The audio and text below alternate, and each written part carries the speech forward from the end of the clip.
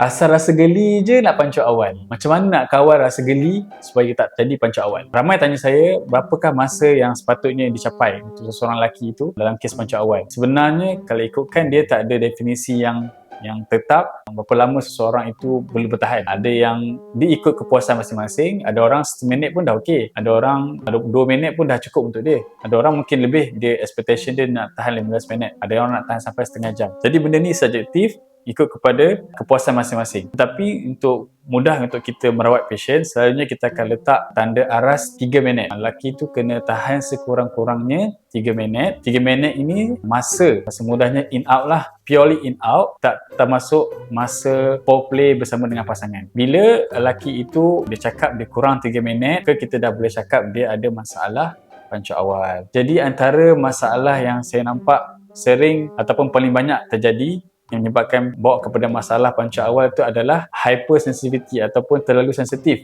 dekat kawasan alat sulit. Okey, macam saya cakap tadi lah, geli sikit je dah pancut, geli sikit je dah pancut. So, kenapa terjadi masalah ni? Kita punya alat sulit untuk lelaki, seperti semua tahu, kalau ikut struktur alat sulit lelaki, kawasan kepala dan depan tu adalah kawasan rangsangan untuk lelaki. Untuk wanita lain, untuk lelaki, kawasan itulah. Kat depan tu, kepala dia, kawasan depan alat sulit ni, dia nipis satu, dan kedua, dia ada banyak sensori dekat depan.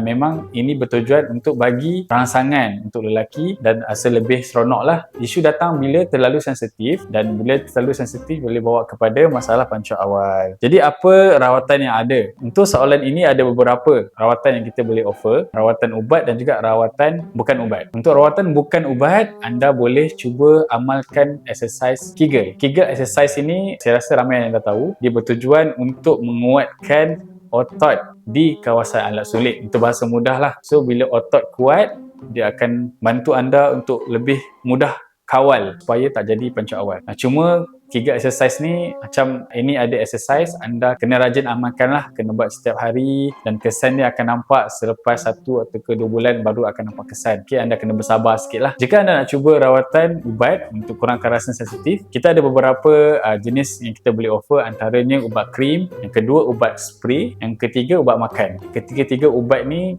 bertujuan satu untuk kurangkan rasa sensitif di kawasan alat sulit, dan apabila kurang sensitif, dia akan menyebabkan anda boleh kawal dengan lebih baik dan panjangkan lagi masa untuk anda pancut. Untuk tahu lebih lanjut berkenaan dengan masalah pancut awal ataupun masalah apa-apa berkenaan dengan kesihatan lelaki, dapatkan konsultasi dengan saya atau boleh DM dan komen saya di bawah.